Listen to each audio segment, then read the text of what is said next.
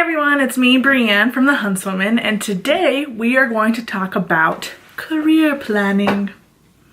So before giving any advice or insight on a YouTube video, I want to talk about why I'm even qualified to be discussing this, right? So I started working as what's called a headhunter around 2011, 2012. Now a headhunter sounds like a cannibal serial killer kind of person. A headhunter is really just a recruiter. Generally a headhunter is somebody who is hired by an organization or company to go find candidates for an open job position. And in the course of doing this, I would interview candidates. I would talk to them about the kind of things that they were looking for, and I would also strategize and plan with the companies on the kind of candidates that they were looking for. And in the course of doing this, I saw hundreds of resumes, completed I don't even want to know how many hours of interviews, and because I had this really unique insight into what companies were looking for and what applicants were looking for and where problems in communication happened, it kind of gave me this really unique insight into career planning. So I just started working as a career coach because people were showing up and wanted to hire me. And then in 2016, I officially launched my website and shared my offering. So when it comes to career planning, there are two kinds of people.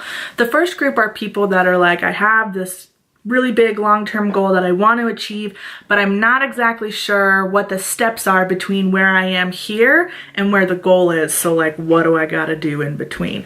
The second group of people are people that are just like, I don't know what I want to do, Brie. I get on coaching calls with them and they start crying because they're like so overwhelmed with options. I don't know which direction to go in. So this video is going to be broken up in between those two groups. And insight and advice is going to be helpful from both of them, but generally people kind of fall into those two groups. So for group number one, let's talk about the people who have a big dream or goal. They know where they want to go, but they don't quite know how to plan to get there, right? There might be major milestones, but the smaller next steps can be really hard to figure out. So the first thing that you're going to want to do is what I call career mapping. This is where you go out into the wild land of the internet and you find people, and you should probably also know people, but you list people who have done what you want to do, right? People who have achieved things that you want to do. And then, also thanks to the internet, you're going to make a timeline, boop, of when they started doing this work and the different milestones that they hit and the different things that they tried. This is not super generic stuff like, oh, 2012, 2015, 2018. I mean, you want to get as granular as you can. And thanks to the search function of Google News, you can actually search someone's name and a year and see what transpired for them in that year. I've done this for a lot of fashion professionals, from Vivienne Westwood to Christian Siriano, Becca McCarran-Tran. I've also done this for bloggers like Nicolette Mason, Gabby Gregg et al. To kind of just have an idea of where do you go next? You know, not what are the big exciting things that happened, but what were they doing, you know, in the months that led up to it? What kind of content were they creating? Can you find podcast interviews, magazine interviews, blogs about what they were doing at that time, Wikipedia, Tumblr, Pinterest, just going through all of these different platforms and creating a timeline. Some people do this on poster board. Some people create a super long Google Doc. And then you're going to look at the different milestones that they had. When did they open their line? When did they switch companies? When did they maybe launch their own consulting service? When, if, did they go back to school, and for what? Did they leave school? Why did they leave school? What contacts did they make? Things like that. So and for niche topics, for people that aren't super famous, this can be a little bit more hard, but you can go through Twitter, LinkedIn, things like that, and just create a timeline, a roadmap of how they did it and how you can then take their progression and apply it to yourself. The second thing is, for a lot of these people, you know, hopefully they're still alive if they're going to be relevant to your life in 2018. For a lot of these people, if you're that successful, you're probably consulting. And if you're consulting, you can be hired for an hour. So what you can do with these people, send them an email, reach out to them, start the email with how much you appreciate their work, what specifically, not just like your body of work is amazing, like if there are specific things that they have done or accomplished that have inspired you. And then in the second paragraph, you're gonna ask if they do one-off hourly consulting with people and if you can hire them. And the reason why you're gonna do this is because super successful people have folks blowing up their email inboxes, Twitter DMs, etc. all the freaking time, and there's only so much time that you can dedicate to like giving other people your secret formula. So if you show up offering to compensate for the energy that they're gonna spend on you, perfect, go for it. Now some people, if they're super successful, will come back with like, I charge $5,000 an hour, and that might not be doable for you. And if that's the case, just thank them for your time and say, okay, I'll reach out when I have those kinds of funds to spend on this. Because the thing is, if you can get on the phone with somebody in the field that you want to excel in, who's quote unquote made it, and they can give you the cheat codes that they're not sharing with journalists or on blogs or on podcasts, that's invaluable. And also you will end up on their radar as somebody who is really showing up to do the work, who isn't just talk, but is about action. And when you show up for those phone calls, make sure you have really specific questions, like where are you getting stuck? Where do you need help? What do they think about X? Well, it should not be about like, you know, pampering their ego. You want to be getting like good information out of it. So make sure you show up with like really good questions. And the last thing for group number 1, which also applies for group number 2, is at a certain point, you just have to try things. You just have to throw things at the wall.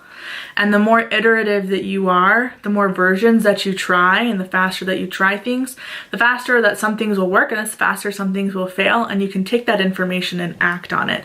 The problem that people really have is when they're like, oh, I have these dreams, but I don't know how to get there. You have the internet, you have consulting available to you, you have personal development books. Somebody out there has done what you want to do, unless you're like trying to unlock time travel, in which case I can't help you.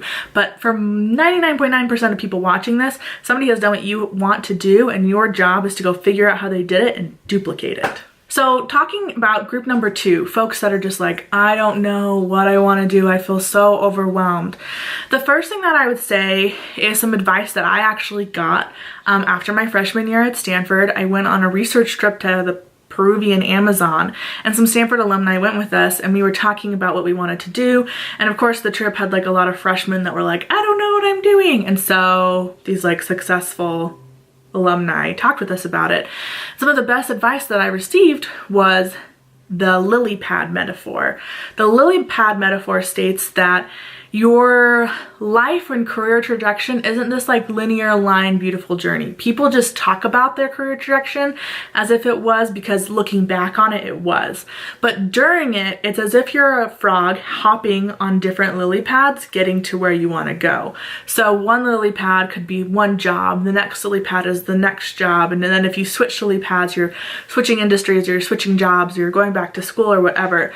So if you think of life in terms of lily pads and experiences on those lily pads, it makes it a lot less stressful to try to plan long-term things, because you can really only plan 2-ish, maybe max years in the future, honestly really 6 months in the future with your long-term goal. And you can have an idea how you're going to get there, but the lily pad metaphor also makes it clear that even if you make the wrong decision, even if you end up in an industry or a job that you're like, I hate this, I can't do this anymore, you can switch to a different lily pad. So let's talk about how to do that. So the first thing that I would say is, just like in group number 1, where they're creating a career map of what other people have done to influence their decisions, you can create a career map to decide if you even want to go through what it would take to have that big goal. So example, when I first showed up to college, I really thought I'm going to be a foreign services officer, I'm going to be a diplomat, be a badass lady politician, I'm going to fight for women's rights, like let's go, don't mess with me, international relations. Then as I learned more about like the foreign services officer program, what actually took to become a diplomat, things like that, I was like, oh, I don't really know what I want to do if I want to do that. So it was things like, you can't be political and share political statements about things. You have to be, you know, diplomatic. Diplomat is not really a word people would use to describe me, right? The second thing was tattoos. I want to have visible tattoos. I'm planning tattoos. I want to have tattoos, and you can't have tattoos if you're a foreign service officer that people can see. And I was like, oh, I'm out. So when you're creating the career map of what a trajectory could look like, of what would it take from where you are, what courses, books, internships, shadow programs, etc. would you have to go through to get that job. And as you create those career maps, what you're going to find is that for some of them, while you may love the end result, you're not willing to make the sacrifices or do the work to get there. And that's totally fine. And when you're deciding not to do a career or a goal based on the timeline, I don't want you to base it off of like fear of inadequacy. Notice when I was talking about doing diplomat stuff, I wasn't like, oh, I just like don't have the talent or creativity or the whatever to make that happen. It was very static, unchangeable facts about sharing opinions in public, tattoos, and things like that that made me not go down that career path. So when you're Xing things off of your career potential list, you're doing so because you're not willing to make the sacrifices or do specific parts that will get you to the end goal that you are thinking you could probably want. The next thing that you're going to do is you're going to figure out how you can get experience in those fields while still paying your bills. So for some people that could be things like taking an online course, or there are courses through top universities that you can just enroll in online to test out different activities. So if you're like, oh, maybe I want to learn how to code and go be a software engineer, cool. Go sign up for introductory computer science from MIT online, and if you can stick with it and you like it, good. If you don't do it. Let's say you are interested in like working at a magazine, you want to be an editor, so you might not be able to like quit your job and go take an unpaid internship for 40 hours a week, but what you could try doing is pitching freelance articles to magazines, following writers on Twitter and editors, and then you could even experiment with maybe creating your own like quarterly publication just to get experience and see if you like it. So the problem with this is you're gonna have to give up free time, right? Like Netflix, Hulu, et al. Are gonna fall down by the wayside and say la vie. Another thing that can be really valuable is just posting to social media and say, hey, I'm really interested in becoming a mechanic or a painter or a project manager or a Scrum expert or something like that. And you can post to Facebook, post to different social media platforms and say, does anybody know anybody in this field that you could connect me with? I would love to hire this person as a consultant for an hour, take them to coffee, etc. And I really want to emphasize that I brought up consulting a couple times in this video because when you show up and you want to compensate people for the resources, the time that they're spending on you, they're more likely to take up your cause and like mentor you long term versus you just showing up once and being a drain on them. So you can ask to be connected with those people. And then what you can do from there is see if you can shadow them for a day. Shadowing is not just for people that are in their 20s. Shadowing can be a really great thing for people of any age to go and just like see if they like the day-to-day. Do you like the personality types that are in the industry you're interested in? The next thing, although I am a proponent of work always being paid, sometimes it's just not possible. So you can see if you can get like maybe a 5 to 7 hour a week free internship where you do specific things beyond just like fetching coffee, but things where you're really contributing to a company or a person in the industry or career path that you want to work in, and see if you can do it from there. One of the best things that I've seen clients do is actually become virtual assistants for people in the career that they want. So you can see if you can get on as sort of like a VA virtual admin for folks that are doing what you want to do. Because then you have like the keys to the kingdom, right? You can see what's going on in the back end on the day-to-day. So keep in mind, Kim Kardashian was at one point Paris Hilton's assistant. Alright, so if this video was helpful, please let me know in the comments. Be sure to subscribe, and if there are questions that you have after watching this that you think we can chat about, for sure just put it in the comment and we'll go back and forth. I'm totally down. And thank you for watching and joining me today. I really appreciate it. Have a good night.